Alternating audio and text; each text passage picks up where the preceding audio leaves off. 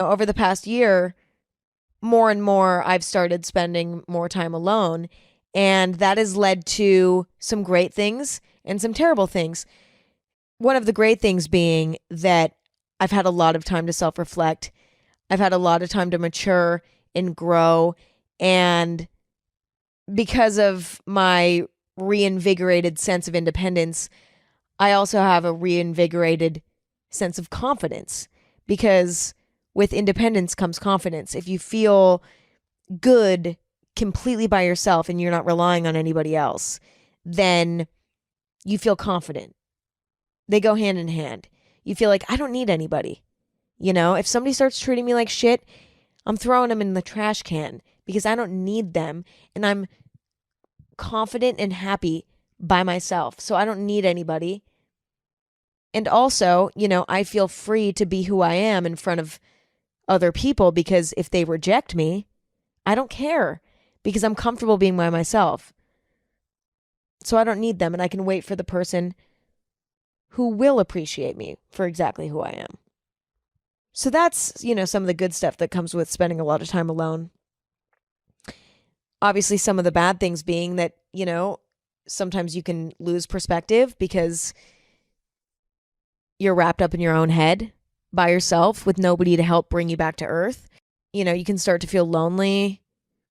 You can start to develop more anxiety than you might otherwise just because you have a lot of time to ruminate. You kind of have to discipline your own brain to not think irrationally and negatively at times because, again, you don't have anybody to help ground you and give you perspective. You also might focus too hard on yourself and start nitpicking at yourself because you have so much free time to do so. I've touched on these things many, many times, but I think it's an important refresher. Spending a lot of time alone has a lot of pros and cons. I would say generally it's a positive thing as long as there's balance and you still are seeing people and you still have people that you speak to on almost a daily basis. But I think that generally spending time alone does a person good. And, recently it's so interesting.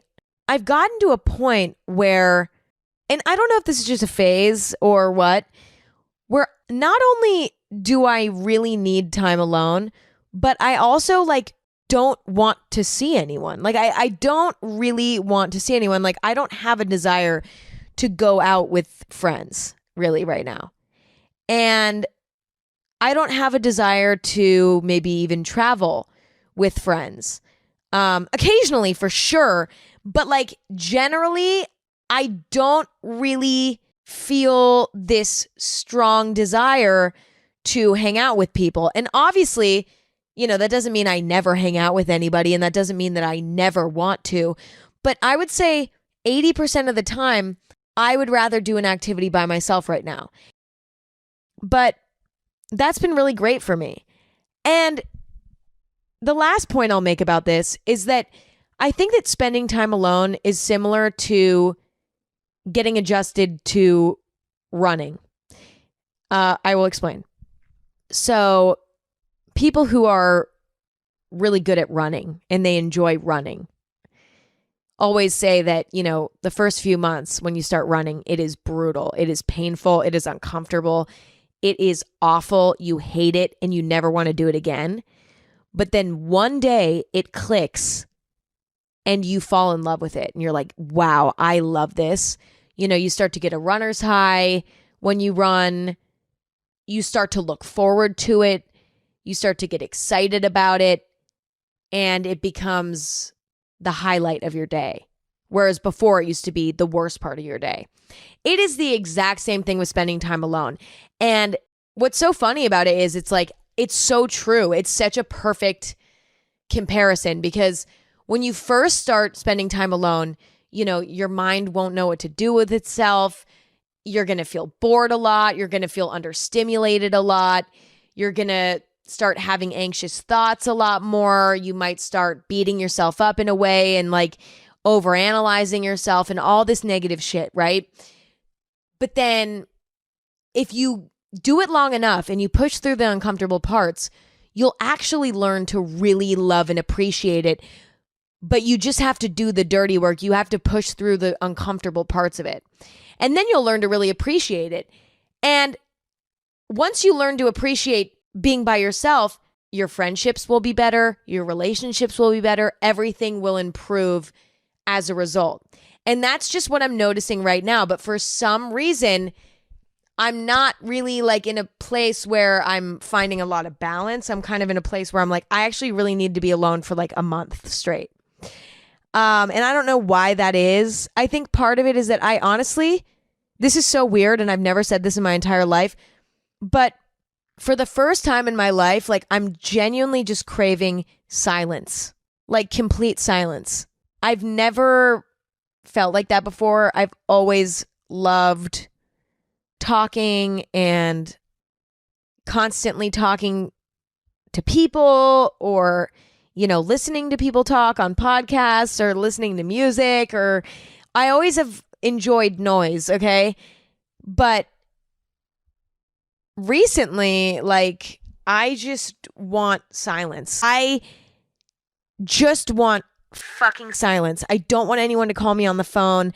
I don't want anybody to text me. I don't want to speak to anybody that I know. I just kind of want to be completely alone. And I don't know why that is, but I'm just kind of going to follow that gut instinct, because if that's what I need, then that's what I need. Part of me wonders if that's a good thing, you know, like as much as independence is important, you know, it definitely can be taken too far. Part of me wonders, you know, am I taking it too far? Like, is my desire to literally not speak to anybody for a month like toxic? I don't know. But for whatever reason, like it's what I need. And so I'm just not going to fight it. The answer is I want this right now. Like I want to be by myself. This is what I'm craving. And like, that's just what it is. Like it, you know, like I'm not lonely. Like this is all my choice. You know what I'm saying? I'm choosing to be by myself. I'm choosing to do these things by myself. And I'm sprinkling in, you know, moments of quality time with people that I love, which I just choose to do privately because I prefer to do that. And then that's it. And I think that the moral of the story is, you know, like, if you're a really independent person, or if you're in a phase right now where you're really craving alone time, don't let the outside noise of people saying, oh, well, that's so sad. Oh, that's so pitiful that you're being by yourself right now. That's so bad and sad. You need friends. Don't let people saying stuff like that make you feel like your desire to spend time alone is in some way wrong or fucked up or like bad, because it's not bad. You know, if the only time it's bad is if it's not voluntary, you know what I mean? Like if you're really lonely and you need somebody and you need a support system and you don't have that, that's different. Like that is unfortunate and sad. And, you know, it's moments like that when people need to step in and like help out and be there for you. Like, absolutely. But if you're voluntarily kind of being a loner for a second and that's what you want to do, don't let anybody tell you that there's something wrong with that. Because for whatever the fuck reason, like people think that, you know, being independent is like a negative thing and that it's like emo or something. It's not fucking emo. Sometimes it's just necessary for growth or for, you know, recharging yourself. And there's nothing wrong with that. You know, you can be alone without being lonely. And it's more than possible, for one. And for two, it's usually a very healthy thing as long as there's still an element of balance.